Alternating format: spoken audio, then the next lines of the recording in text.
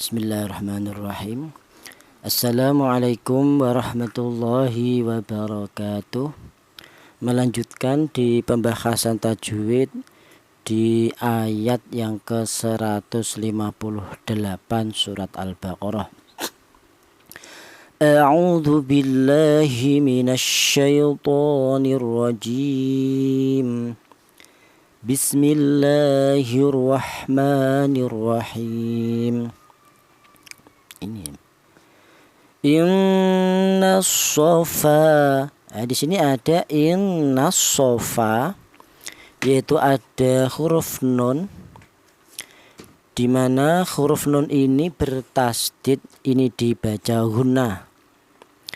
Apa artinya gunnah?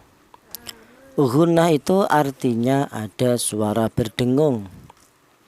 Adapun untuk panjangnya dengung yaitu 2 harokat atau 2 ketukan. Inna, seperti itu. Adapun untuk kaidahnya gunnah itu kapan ada huruf nun yang bertasdid seperti ini atau ada huruf mim yang bertasdid seperti ini, maka dibaca gunnah. Berarti hurufnya gunnah itu ada 2. Yang pertama ada huruf nun, yang kedua ada huruf mim dengan syarat bertasdid.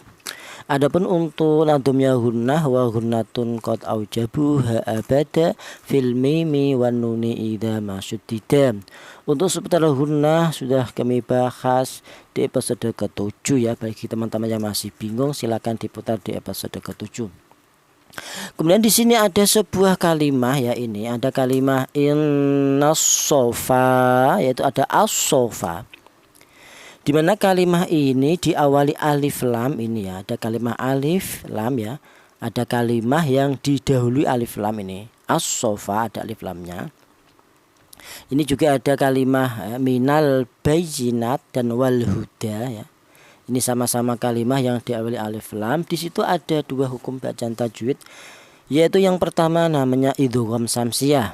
Contohnya seperti as-sofa. As-so dibaca idgham samsiyah itu alasannya ada alif lam berjumpa dengan huruf shad, di mana huruf shad ini termasuk hurufnya idgham samsiyah. Yang kedua namanya idhar qamariyah, contohnya seperti ini minal bayyinat ya. Minal ba atau al ba dibaca idhar qamariyah, yaitu alasannya ada alif lam berjumpa dengan huruf ba, di mana huruf ba ini termasuk hurufnya idhar qamariyah. Adapun untuk pola mengenal cara yang lebih mudah, yaitu kalau yang untuk idhar qamariyah itu polanya setelah alif lam ini, setelah alif lam yaitu tidak berjumpa dengan huruf yang bertasdid. Seperti ini juga setelah alif lam ini yaitu tidak berjumpa dengan huruf yang bertasdid. Ini untuk pola yang mengenal idhar qamariyah dengan mudah. Sementara yang pola untuk idgham samsiyah yaitu ini setelah alif lam yaitu berjumpa dengan huruf yang bertasdid. Ini untuk yang idgham samsiyah. Adapun untuk kaidahnya idgham samsiyah itu kapan ada alif lam berjumpa dengan huruf 14 yang terdapat dalam nadhum tifthummasil rahman tafud didani'am da'su adhani yursyari falil karom, maka dibaca idgham samsiyah. Sementara untuk kaidahnya yang idhar qamariyah itu kapan ada alif lam bila berjumpa dengan huruf 14 juga yang terdapat dalam nadhum fi abghi hajjaka wa khaf aqimah. Saya ulang, innasso atau asso dibaca idgham samsiyah, yaitu alasannya ada alif lam berjumpa dengan huruf shad. Yang dimaksud idgham ya, dimana lam matinya ini itu dilebur langsung ke huruf shad. Jadi lam matinya cara bacanya tidak dibaca. Jadi harokat nun yang berharokat fathah ini langsung masuk ke huruf shad. Innasso, seperti itu. Beda dengan idhar qamariyah. Kalau idhar qamariyah itu artinya idhar itu jelas, jadi lam matinya dibaca jelas, minal ba ya, bahwa ada lam matinya. Yang ini wal huda ya, kelihatan ada lam matinya. Ini yang untuk idhar qamariyah. Kemudian di sini ada innas sofa, yaitu ada fa. Di sini ada huruf fa, di mana huruf fa ini berharokat fathah, kemudian ada alifnya ini, atau dibalik ada alif yang didahului huruf yang berharokat fathah, ini dibaca matobi. Jadi fa dibaca mad tabi'i, alasannya ada alif yang didahului huruf yang berharokat fathah. Adapun untuk panjangnya mad tabi'i yaitu 1 alif atau 2 harokat atau 2 ketukan ya. Nah, dimana untuk hurufnya mad tabi'i itu ada 3. Yang pertama ada alif ini, dimana alif menjadi hurufnya mad tabi'i syaratnya berupa alif yang didahului huruf yang berharokat fathah. Kalau ada penulisan seperti ini ya, ini seperti di waktu kita kecil belajar itu alif ya, alif kasrohin. Sebenarnya kalau ada penulisan alif seperti ini, di mana alif ini berharokat, baik harokat kasroh atau harokat fathah atau harokat dhammah ya, ini namanya bukan alif, tetapi ini namanya hamzah. Kalau alif itu seperti ini, yaitu selamanya mati, yaitu selamanya tidak pernah berharokat. Ini juga ada ya, juna, ini juga alif. Jadi alif, saya ulang, alif itu selamanya mati, yaitu tidak pernah berharokat. Kalau ada alif yang berharokat itu namanya hamzah. Saya ulang, fa dibaca mad tabi'i, alasannya ada alif yang didahului huruf yang berharokat fathah. Kemudian hurufnya mad tabi'i yang kedua berupa ya mati seperti ini, di mana ya mati menjadi hurufnya mad tabi'i syaratnya didahului huruf yang berharokat kasroh. Kemudian hurufnya mad tabi'i yang ketiga berupa wawu mati seperti ini, di mana wawu mati ini menjadi mad tabi'i syaratnya didahului huruf yang berharokat dhammah. Jadi hurufnya mad tabi'i ada 3, 1 ada alif yaitu gandengannya dengan fathah. Hurufnya mad tabi'i yang kedua ada ya mati gandengannya dengan kasroh. Kemudian hurufnya mad tabi'i yang ketiga berupa wawu mati gandengannya dengan dhammah. Untuk seputar mad tabi'i yang masih bingung sudah kami bahas di episode pertama, kedua, dan ketiga. Kita geser dulu.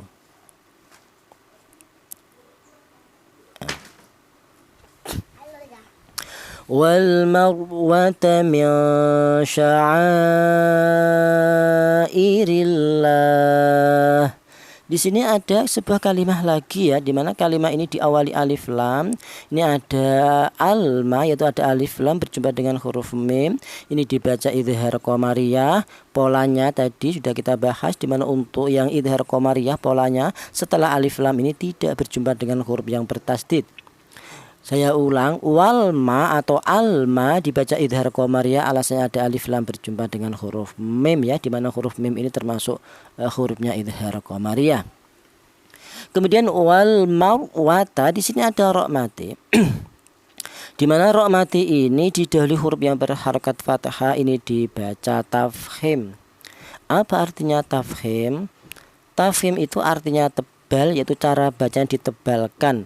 Wal seperti itu, jangan mar, jangan tapi mau ya, seperti itu namanya tafkhim ya, dimana untuk seputar ro yang dibaca tafkhim yaitu sudah kami bahas di episode ke-18, dimana ro yang dibaca tafkhim itu ada 8 pola.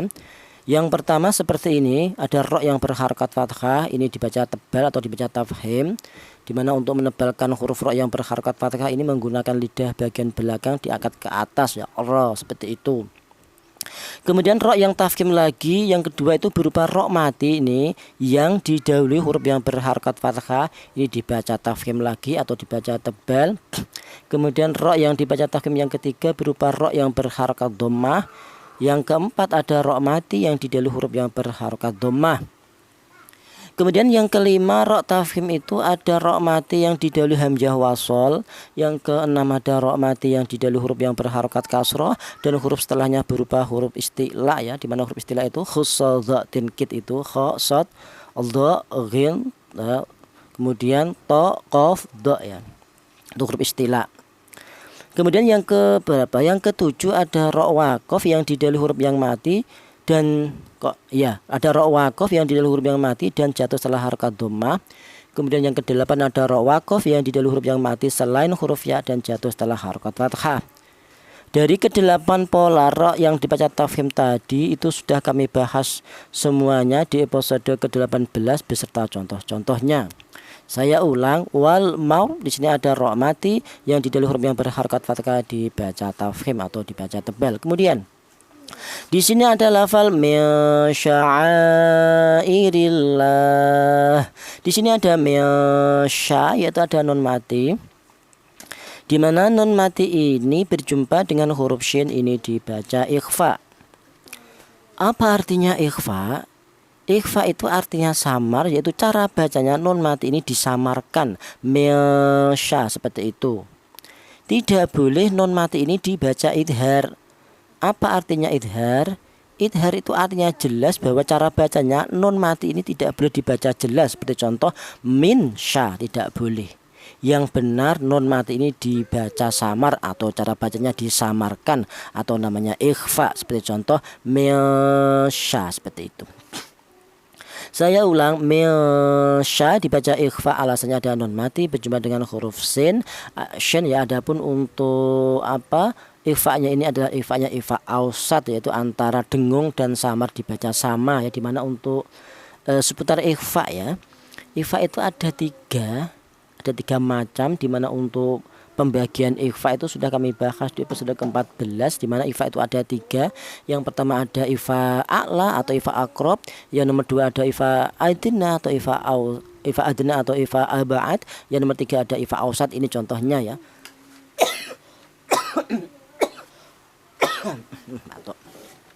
Dimana untuk pembahasan ikhfa a'la ya, ikhfa a'la itu artinya tinggi. Tinggi yang bagaimana? Tinggi itu antara samar dan dengung. Itu yang lebih tinggi atau yang lebih dominan adalah tingkat samarnya ya. Dimana di dalam ikhfa itu ada bacaan yang disamarkan, juga ada bacaan yang didengungkan, itu di dalam ikhfa. Akan tetapi antara samar dan dengung tadi dibagi 3. Yang pertama namanya ikhfa a'la, yaitu ikhfa a'la itu artinya tinggi. Tinggi yang bagaimana? Tinggi itu dipandang dari tingkat kesamarannya lebih tinggi dibanding dengungnya, atau samar lebih dominan daripada dengungnya. Itu untuk yang ikhfa a'la, di mana ikhfa a'la itu hurufnya ada 3, yaitu to, dal, ta. Jadi apabila ada tanwin atau nun mati ini bila berjumpa dengan huruf to, dal, ta, maka dibaca ikhfa, yaitu ikhfa-nya ikhfa a'la, yaitu bunyi vokalnya nn, yaitu samarnya lebih dominan daripada dengungnya.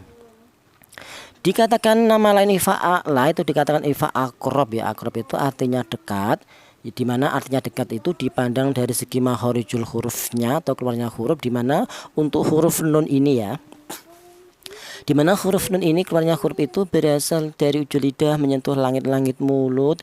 Kemudian apabila berjumpa dengan huruf to, kemudian huruf dal dan huruf ta, yaitu hurufnya ikhfa a'la, yaitu dari langit-langit mulut huruf nun ketemu huruf to, delta, itu berada di ujung lidah menyentuh pangkal gigi seri atas lah. Dari langit-langit mulut ke pangkal gigi seri atas itu sangat berdekatan sekali ya, sangat dekat sekali. Maka dari itu dikatakan ikhfa akrob, yaitu ikhfa yang dekat. Yang kedua ada ikhfa adna. Artinya adna itu rendah. Rendah yang bagaimana? Rendah itu dipandang dari tingkat kesamarannya rendah, justru yang kuat adalah tingkat dengungnya, atau dibalik yaitu dengungnya lebih dominan daripada samarnya. Ini untuk ikhfa adna, yaitu bunyi vokalnya kalau ikhfa adna itu ng atau eng ya, bunyi vokal seperti itu. Adapun untuk hurufnya itu ada 2, yaitu huruf qaf dan huruf kaf. Jadi apabila ada tanwin atau nun mati bila berjumpa dengan huruf qaf atau huruf kaf, itu ikhfa-nya ikhfa adna. Namun ikhfa adna itu ikhfa aba'ad, yaitu ikhfa yang jauh. Jauh yang bagaimana? Jauh itu artinya dipandang dari segi makharijul hurufnya ya, dimana tadi huruf nun ini yaitu berada di ujung lidah menyentuh langit-langit mulut. Kemudian berjumpa dengan huruf qaf atau huruf kaf ini, yaitu berada di pangkal lidah atau lidah bagian belakang. Dari langit-langit mulut huruf nun ke pangkal lidah huruf qaf atau huruf kaf ini sangat berjauhan sekali. Maka dari itu dikatakan ikhfa aba'ad, ikhfa yang jauh.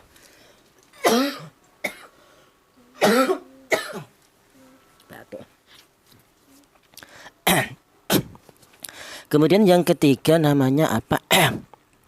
Ya, yang ketiga namanya ikhfa ausat. Nah, contohnya seperti ini ikhfa ausat. Artinya ausat itu pertengahan ya.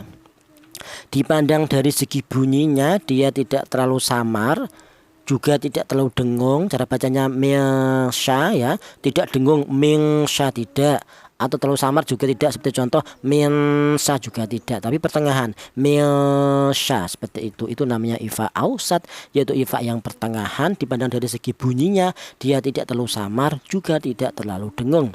Dipandang dari segi makharijul hurufnya juga ausat, yaitu pertengahan, tidak terlalu jauh juga tidak terlalu dekat. Untuk penjelasan yang lebih dalam tentang pembagian ifa ya, ada ifa adna atau apa, ifa a'la atau ifa akrob. Yang nomor 2 ada ifa adna atau ifa abad. Yang nomor 3 ada ifa ausat. Itu sudah kami bahas di episode ke-14 tentang pembagian ifa ya, beserta contoh-contohnya. Kemudian di sini ada masya'i. Kita geser dulu. Di sini ada a, yaitu ada alif ini. Di mana alif ini didahului huruf yang berharokat fathah, ini dibaca mad tabi'i. A dibaca mad tabi'i alasan ada alif yang didahului huruf yang berharokat fathah. Kemudian mad tabi'i ini berjumpa dengan hamzah. Di mana perjumpaannya mad tabi'i dengan hamzah ini ternyata terangkai di dalam satu kalimat, ini dinamakan mad wajib muttasil. Jadi ai dibaca mad wajib muttasil, itu alasannya ada mad tabi'i berjumpa dengan hamzah berada di satu kalimat ya. Kalau ada tanda berdiri di atas ini ya, ini bukan harokat, ini hanya sebuah tanda saja. Dimana untuk cara bacanya berarti ini dipanjangkan ya. Adapun untuk panjangnya mad wajib muttasil itu adalah 2 alif setengah atau 5 harokat atau 5 ketukan. Masya'i, seperti itu. Ya, dikatakan mutasil ya, mutasil itu artinya gandeng. Gandeng yang bagaimana? Gandeng itu antara mad tabi'i ini a dan antara hamzah ini i, itu gandeng yaitu terangkai di dalam satu kalimat. Ini namanya mutasil. Jadi pertemuannya mad tabi'i dan hamzah terangkai di dalam satu kalimat, itu namanya mutasil atau mad wajib mutasil. Jadi mad wajib mutasil itu terbuat dari mad tabi'i ya. Semua mad apapun itu memang terbuat dari mad tabi'i, baik mad wajib mutasil seperti ini, atau mad jaiz munfasil seperti ini, atau mad arid lisukun seperti ini. Ini juga, ini mad wajib juga ada ya. Itu semuanya terbuat dari mad tabi'i ya.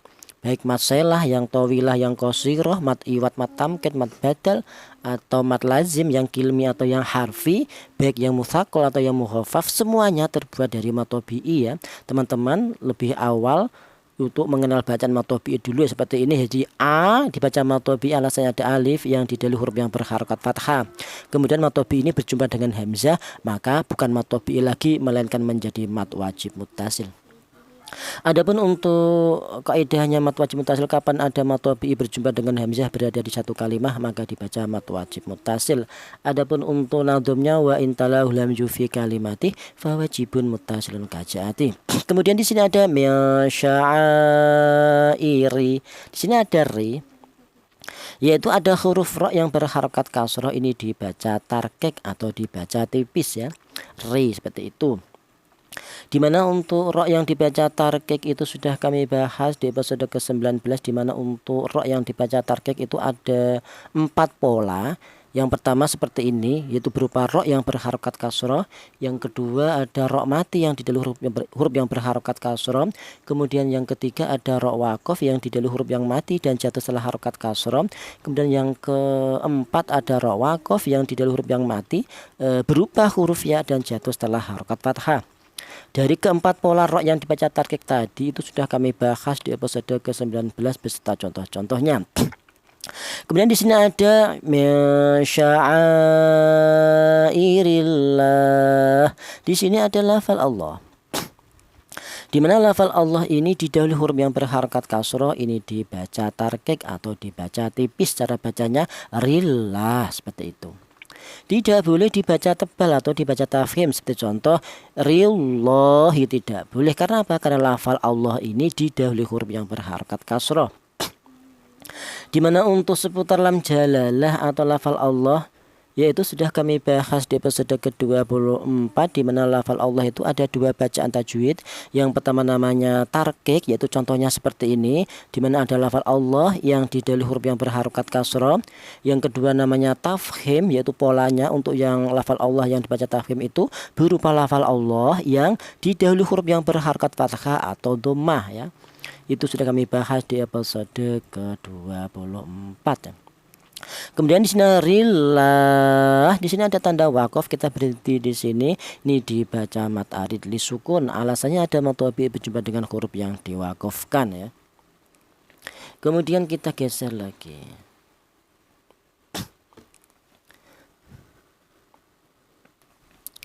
faman hajjal bait.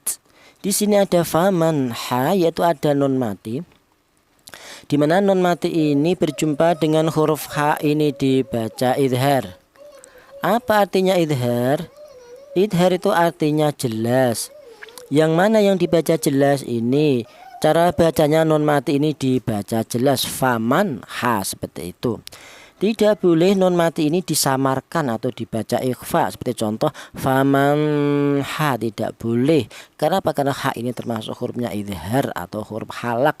Jadi faman ha dibaca idhar. Alasannya nun mati berjumpa dengan huruf ha, di mana huruf ha ini termasuk hurufnya idhar.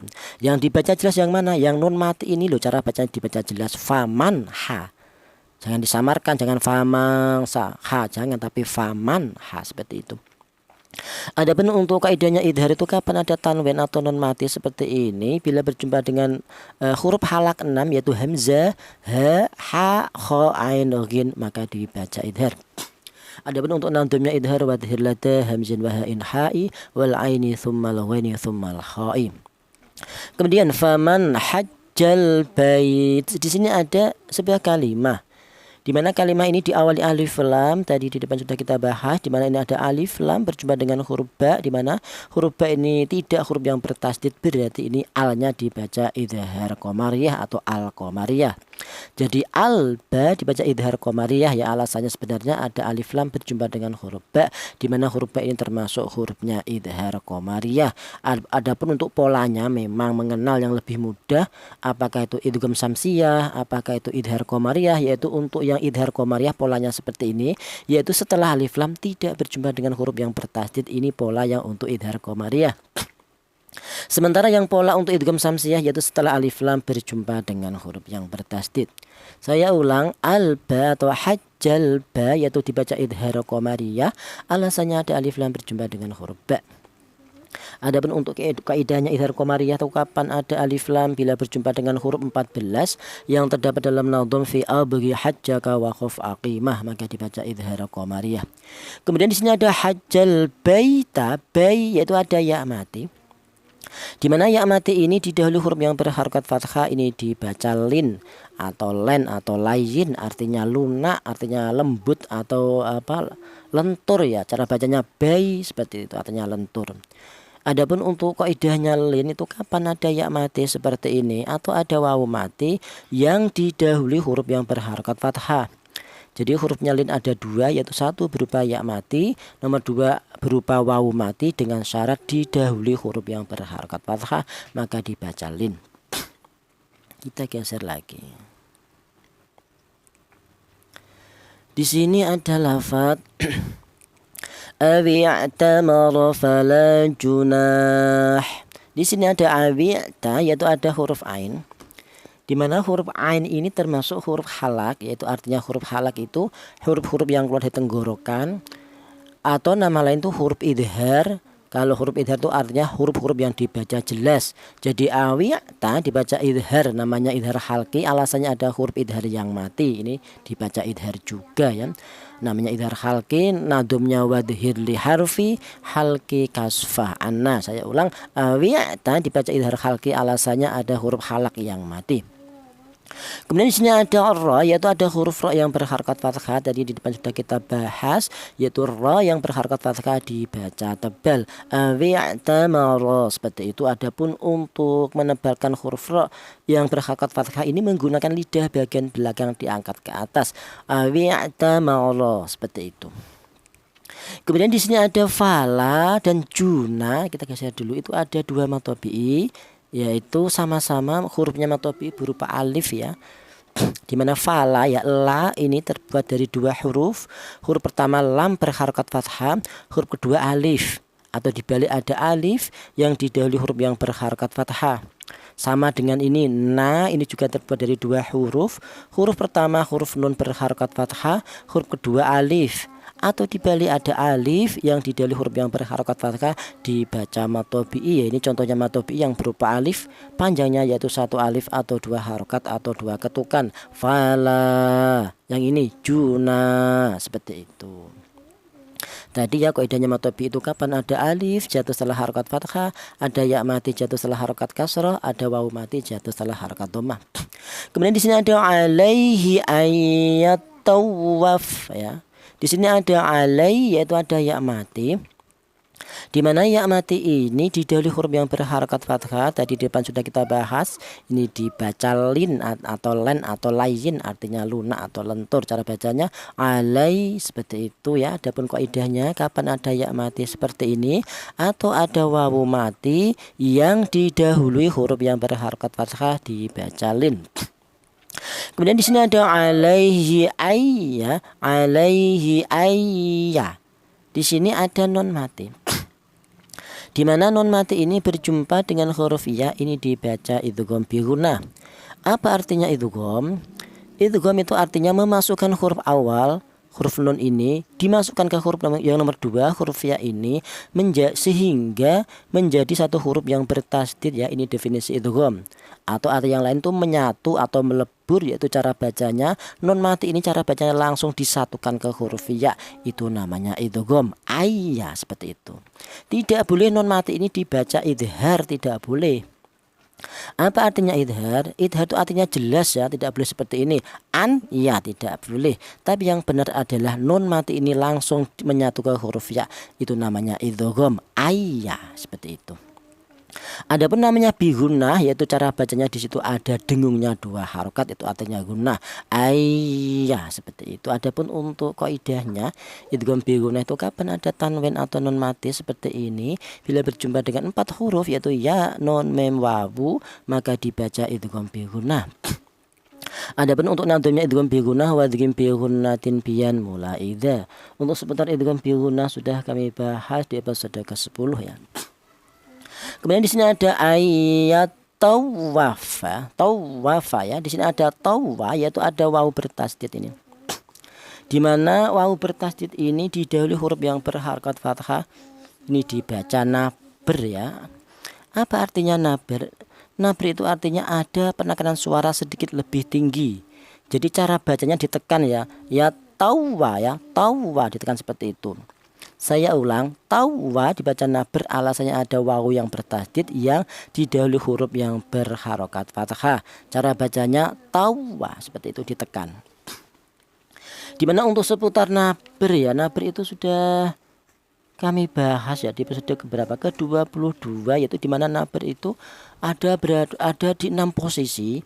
Yang pertama itu wakof pada huruf yang bertasdid selain huruf gunnah dan huruf qalqalah ya. Jadi apabila posisi wakof di mana huruf yang terakhir wakof itu kok bertasdid ya, di mana huruf tersebut bertasdid itu huruf tersebut selain huruf qalqalah yaitu qaf, ta, ba, jim, dal itu, dan selain huruf gunnah yaitu huruf mim dan nun. Nah, selain huruf itu dibaca nabr apabila ada huruf selain itu posisi wakof dan bertasdid. Nabr yang kedua itu ada wawu bertasdid seperti ini, di mana wawu bertasdid yang didahului huruf yang berharokat fathah ini, atau ada wawu bertasdid yang didahului harokat dhammah. Kalau yang fathah contohnya ini tawa, yaitu cara bacanya nabr, saya ulang, nabr itu artinya ada penekanan suara sedikit lebih tinggi. Jadi cara bacanya ditekan tawa, seperti itu. Yang kedua, contoh yang kedua wawu bertasdid yang didahului huruf yang berharokat dhammah itu contohnya la haula wala quwata ya. Quwata itu ada wawu bertasdid yang didahului huruf yang berharokat dhammah, itu juga dibaca nabr atau ditekan quwata, seperti itu. Nabr yang ketiga itu berupa ya yang bertasdid, di mana ya bertasdid itu didahului huruf yang berharokat fathah dan didahului huruf yang berharokat kasroh ya. Kalau kasroh itu contohnya di surat Al-Fatihah ada iya kana budu, itu ada iya itu dibaca nabr ditekan, cara bacanya iya. Kalau yang ya bertasdid yang didahului huruf yang berharokat fathah itu contohnya sayyarota itu ya. Kemudian yang nabr yang keempat itu intikal. Intikal itu perpindahan dari bacaan mat ke huruf yang bertasdid, itu namanya intikal ya. Di surat Al-Fatihah ada waladhdallin, itu yang do itu bacaan mat, kemudian huruf setelahnya lam bertasdid, yaitu cara bacaan ditekan waladhdall. Nah, seperti itu namanya nabr. Kemudian nabr yang kelima ada wakof pada hamzah yang didahului bacaan mat atau lin ya. Itu di surah di ayat kursi ada ya. bima sya itu ya. Kalau itu yang didahului mat, kalau yang didahului bacaan lin itu contohnya ya, hamzahnya ditekan ya. Jadi wakof pada hamzah yang didahului huruf mat atau lin itu dibaca nabr, yaitu hamzahnya dibaca ada penekanan suara bima sya ditekan. Seperti itu. Kemudian nabri yang keenam itu ada alif tasniyah, di mana alif tasniyah itu berjumpa dengan hamzah wasol. Itu contohnya waqolal hamdu. Pada lafal qola itu berupa tasniyah, ada alifnya, itu dibedakan, dibaca ada penekanan suara waqolal hamdu, itu untuk membedakan antara yang mufrad dengan yang tasniyah dibedakan. Kalau ada alifnya, ada alif tasniyah, maka cara bacanya ditekan waqolal hamdu, seperti itu ya. Dimana untuk seputar nabr beserta contoh-contohnya sudah kami bahas di episode ke-22. Kita geser dulu. Di sini ada lafaz bihima. Di sini ada ma, yaitu dibaca matobi. Alasannya ada alif yang didahului huruf yang berharokat fathah dibaca matobi. Panjangnya cukup 1 alif atau 2 harokat atau 2 ketukan ya. Dimana untuk matobi saya ulang, kaidahnya matobi itu kapan ada alif jatuh setelah harokat fathah, ada ya mati jatuh setelah harokat kasroh, ada wawu mati jatuh setelah harokat dhammah, itu dibaca matobi. Saya ulang, matobi hurufnya ada 3. Yang pertama ada alif, syaratnya didahului huruf yang berharokat fathah. Huruf matobi yang kedua berupa ya mati, syaratnya didahului huruf yang berharokat kasroh. Huruf matobi yang ketiga berupa wawu mati, syaratnya didahului huruf yang berharokat dhammah. Adapun panjangnya matobi yaitu 1 alif atau 2 harokat atau 2 ketukan ya. Ma, yang ini mu, yang ini di, seperti itu. Kemudian di sini ada waman tatawwa'a. Di sini ada waman ta, ada non mati, miring nih. Ya. Ada non mati, di mana non mati ini berjumpa dengan huruf ta, ini dibaca ikhfa. Alasannya ada non mati berjumpa dengan huruf ta. Apa artinya ikhfa? Ikhfa itu artinya samar, yaitu cara bacanya non mati ini disamarkan. Waman ta, seperti itu. Adapun ifa-nya ini adalah ifa a'la atau ifa akrob ya. Tadi di depan sudah kita bahas ifa itu ada 3. Untuk contoh yang kali ini berupa ifa a'la atau ifa akrob, yaitu dikatakan a'la itu lebih tinggi. Lebih tinggi yang bagaimana? Tingkat kesamarannya lebih tinggi dibanding dengungnya. Wamanta, seperti itu. Jangan dibaca lebih tinggi dengungnya, seperti contoh wamangta, jangan. Karena ini ifa-nya ifa a'la, yaitu samar lebih dominan daripada dengungnya. Wamanta, seperti itu. Nah, dikatakan ifa, nama lain ifa a'la itu ifa akrob, di mana untuk huruf nun ini yaitu keluarnya huruf berasal dari ujung lidah menyentuh langit-langit mulut, kemudian berjumpa dengan huruf ta ini itu berada di ujung lidah menyentuh pangkal gigi jari bagian atas. Nah, dari langit-langit mulut huruf nun ke pangkal gigi jari atas ini sangat berdekatan ya, tonggone persis. Maka dari itu dikatakan ifa akrob, yaitu ifa yang dekat. Saya ulang, dikatakan ifa akrob itu ifa yang dekat, itu dipandang dari segi makharijul hurufnya. Kalau dikatakan ifa a'la artinya tinggi, itu dipandang dari tingkat kesamarannya lebih tinggi dibanding dengungnya. Untuk penjelasan yang lebih lengkap beserta contoh-contohnya itu sudah kami bahas di episode ke-14 tentang pembagian ikhfa ya.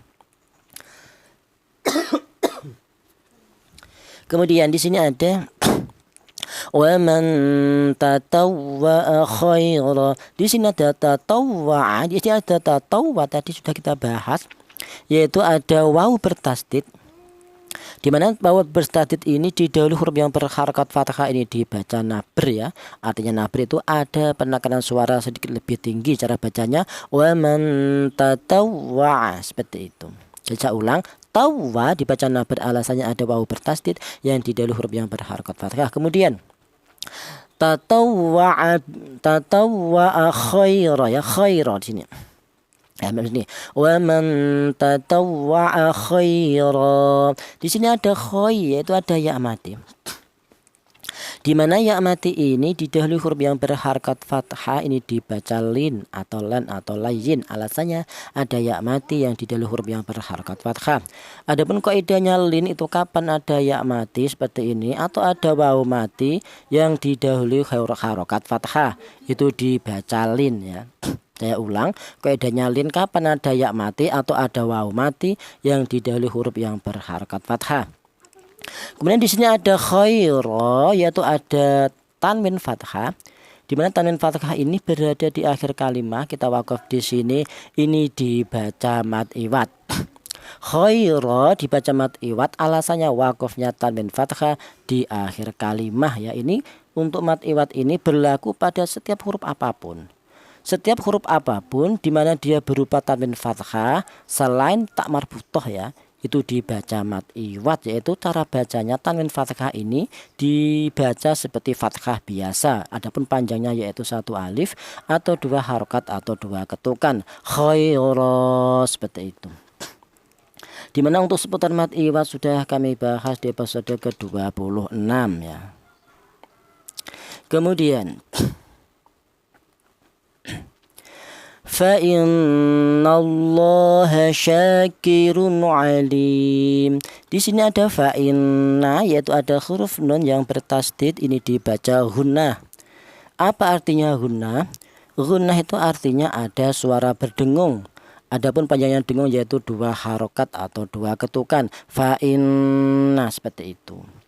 Adapun untuk kaidahnya gunnah, kapan ada huruf nun yang bertasdid seperti ini atau ada huruf mim yang bertasdid. Adapun untuk adumnya gunnah, wa gunnatun qad aujabuha abada fil mimi wan nuni idza masyuddida. Kemudian fa innallaha, di sini ada lafal Allah. Di mana lafal Allah ini didahului huruf yang berharakat fathah, ini dibaca tafkhim atau dibaca tebal. Cara bacanya fa innallaha, seperti itu. Tidak boleh dibaca tarkik, nalah, tidak boleh. Karena apa? Karena lafal Allah ini didahului huruf yang berharakat fathah dibaca tafkhim atau dibaca tebal. Cara bacanya fa innallaha, seperti itu. Kemudian la, di sini ada lam jalalah, di mana lam jalalah ini di atasnya ada harokat berdiri. Ini juga ini artinya dibaca panjang, yaitu panjangnya 1 alif atau 2 harokat atau 2 ketukan. Fa innallaha, seperti itu. Kemudian di sini ada syakirun alim. Kita geser coba, berada di akhirnya. Di sini ada sya, yaitu ada alif. Di mana alif ini didahului huruf yang berharakat fathah, ini dibaca mad tabi'i. Jadi sya ini terdapat 2 huruf, yaitu huruf shin berharakat fathah, huruf kedua ada alif atau dibalik ada alif yang didahului huruf yang berharakat fathah, dibaca mad tabi'i. Sya dibaca mad tabi'i, alasannya ada alif yang didahului huruf yang berharakat fathah. Panjangnya mad tabi'i yaitu 1 alif atau 2 harakat atau 2 ketukan. Kemudian syakirun, di sini ada tanwin. Di mana tanwin ini berjumpa dengan huruf ain, ini dibaca idhar. Apa artinya idhar? Idhar itu artinya jelas. Yang mana yang dibaca jelas ini, cara baca tanwin ini dibaca jelas ya, tidak boleh tanwin ini disamarkan, tidak boleh. Seperti contoh syakirun, tidak boleh ya. Yang benar tanwin ini dibaca jelas karena tanwin ini berjumpa dengan huruf ain. Cara bacanya syakirun, seperti itu. Jangan ikhfa, jangan syakirun, jangan seperti itu. Saya ulang, run'a dibaca idhar, yaitu alasannya ada tanwin berjumpa dengan huruf ain. Adapun untuk kaidahnya idhar itu kapan ada tanwin atau nun mati? Bila berjumpa dengan huruf halak 6 yaitu hamzah, ha, ha, kha, ain, ghin, maka dibaca idhar. Adapun untuk nadhumnya idhar, wa dhirlata hamzin wa ha'in ha'i wal aini thummal ghaini thummal kha'i. Kemudian syakirun alim. Di sini ada lim, yaitu ada li dulu kita bahas, yaitu ada ya mati. Di mana ya mati ini didahului huruf yang berharakat kasroh, ini dibaca mad tabi'i. Li dibaca mad tabi'i, alasannya ada ya mati yang didahului huruf yang berharakat kasroh. Kemudian mad tabi'i ini berjumpa dengan huruf mim. Di mana huruf mim ini berada di akhir ayat, kita berhenti di sini, kita wakaf di sini, maka yang terjadi yaitu ada perjumpaan mad tabi'i berjumpa dengan huruf yang diwakafkan, ini menjadi mad arid li sukun. Jadi lim dibaca mad arid li sukun, alasannya ada mad tabi'i berjumpa dengan huruf yang diwakafkan. Ya, jadi mad arid li sukun itu terbuat dari mad tabi'i ya. Mana mad tabi'inya ini li, yaitu ya ada ya mati yang didahului huruf yang berharakat kasroh dibaca mad tabi'i, kemudian berjumpa dengan huruf mim ya, ini di mana huruf mim ini wakof atau berhenti, atau maka huruf mim ini harus disukunkan karena wakof. Maka yang terjadi ada perjumpaannya mad tabi'i berjumpa dengan huruf yang diwakofkan huruf mim ini menjadi mad arid li sukun. Ya ulang, lim dibaca mad arid li sukun, alasannya ada mad tabi'i berjumpa dengan huruf yang diwakofkan. Adapun untuk nadumnya mad arid li sukun itu wa iyakun qad arada sukunu waqfan fa'aridun kanasta'inu. Untuk kalau sudah menjadi mad arid li sukun ya, itu mempunyai 3 wajah bacaan, yaitu yang pertama boleh dibaca tul. Apa artinya tul? Tul itu artinya panjang, yaitu panjangnya 3 alif atau 6 harokat atau 6 ketukan, seperti contoh alim, seperti itu. Atau wajah yang kedua itu boleh dibaca tawasud, artinya sedang, yaitu panjangnya 2 alif atau 4 harokat, seperti contoh alim, seperti itu. Atau wajah yang ketiga yaitu boleh dibaca qasar, artinya panjangnya 1 alif atau 2 harokat atau 2 ketukan, seperti contoh alim, seperti itu. Shadaqallahul azim. Wallahu a'lam bishawab. Wassalamualaikum warahmatullahi wabarakatuh. Alhamdulillah.